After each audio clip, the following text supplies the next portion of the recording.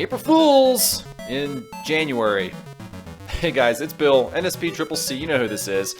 Today, finally, after so many months of teasing, we are finally going to knock out Legend of Zelda Link's Awakening DX version on the Game Boy, and this is card number 79 in the collection. So I think we all know the story as to why I've been holding off on completing this challenge for so long, and it's not because it's a bad game. It's certainly very fun, if not one of the best on the Game Boy, even to this date. The problem is that much like many of the remaining challenges on the incomplete list, it is a full game playthrough and extremely long to finish, upwards of 15 plus hours. So, why am I tackling it now? Well, number one, there's only like 57, 58 challenges up on the list, but number two, I found a quicker way to finish this game. How quick? Let's find out. Yeah, like I said, a complete game playthrough, and take a look at that pro challenge there. You see what I gotta do? Complete the game using 0 games, double exclamation point. Now, fortunately, it doesn't say that we're not allowed to save. We can save as many times as we want. Now, I know what you're probably thinking.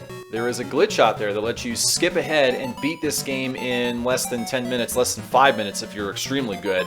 The problem, of course, with that glitch is that you need to kill yourself in order to get the bow and arrow from the shop. Fortunately, I have found a way to still use the glitch without dying. It'll take a little bit longer, but we can still do it.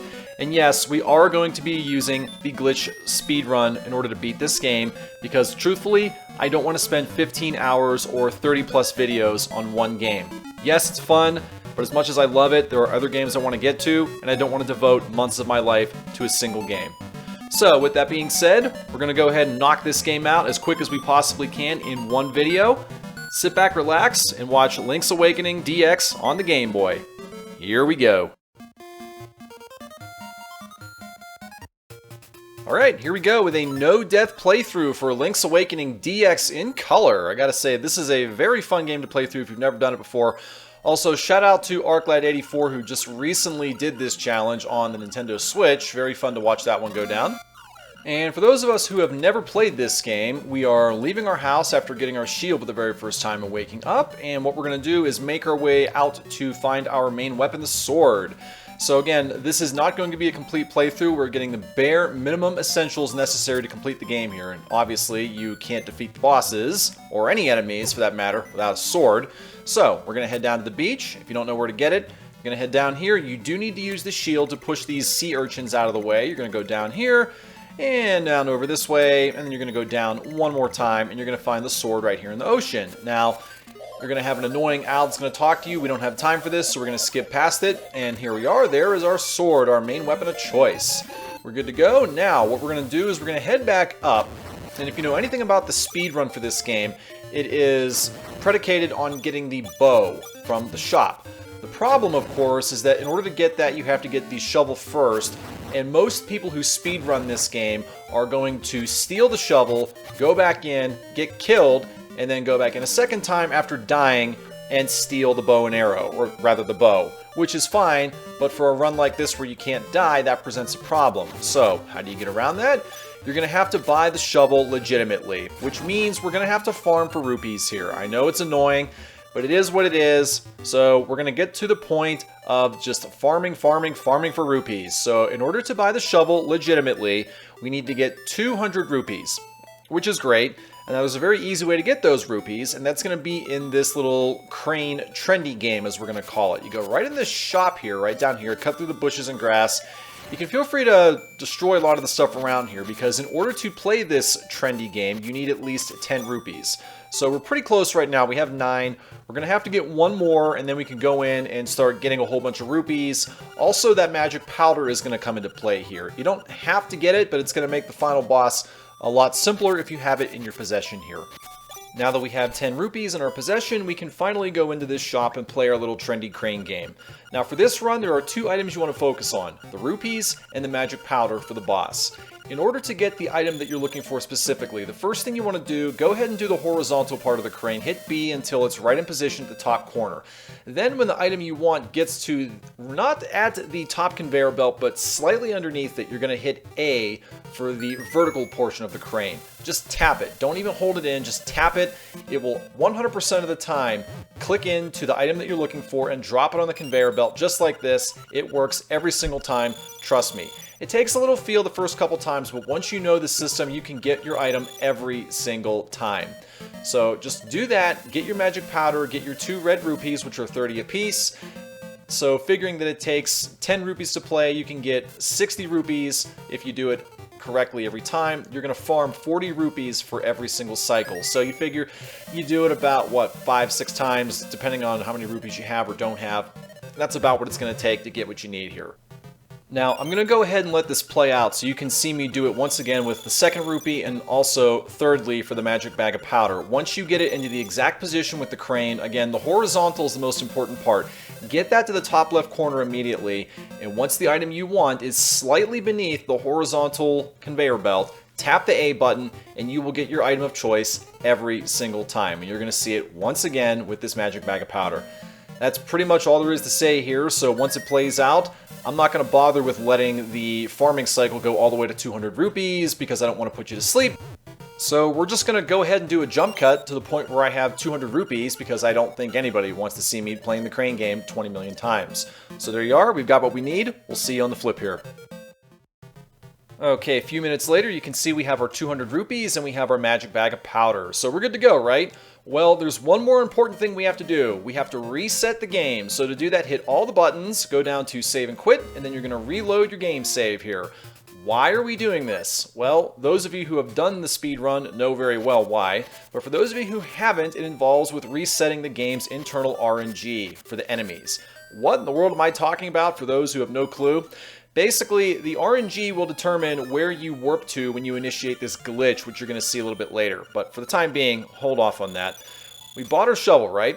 Now we're going to go back in, and we're going to try to get this bow and arrow, or the bow. Now, in order to get it, we don't have the rupees, obviously, right? So we're going to have to steal it. In order to do this, you need to trick the shopkeeper so he can't see you. You got to walk around him a couple times. Eventually, he'll get stuck looking at the back wall or the side wall. It's kind of annoying. It takes a little bit of practice to get him to look in a certain direction here. But once you figure it out, oh, come on, hurry up and look the wrong way already. Should be able to get out of this door, and there we go. We're finally out of here with the bow in our possession. Now, we will be labeled a thief for the rest of the game. I really don't care because we're never going back into a shop for the entirety of the game. So, we have what we need, right? Now, back to the RNG.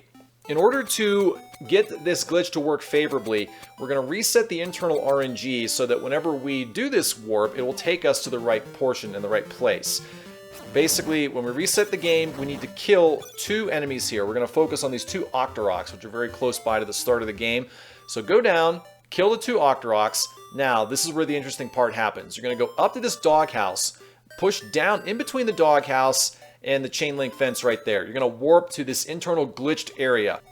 Pay very close attention. We're slowing this to half speed. Go to the right of the doors, go up. You're going to be pushed up. Stay on the right side of this blackened room here. And eventually you're going to come over here. Stay on the wall. Push over to the right. You're going to be close to a bed. Go up north of the bed into the wall. Very interesting. Keep going straight up.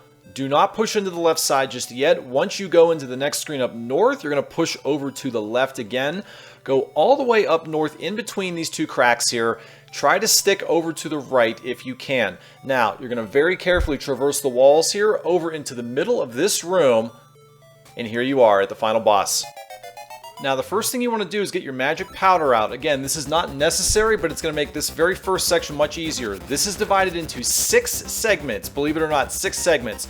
First thing, he's going to jump at you. As soon as he lands, throw the powder. That's 1 hit. You got to land 3 hits to complete the first section. Here comes number 2. He'll blob around 1 more time. He'll come down. There's number 3.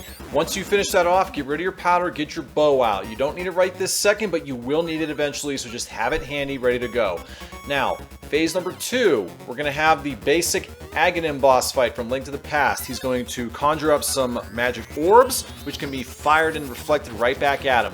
Pretty simple, 4 shots will do it. The only thing to watch out for is that occasionally he will fire a beam at you that cannot be reflected and it will actually hit you.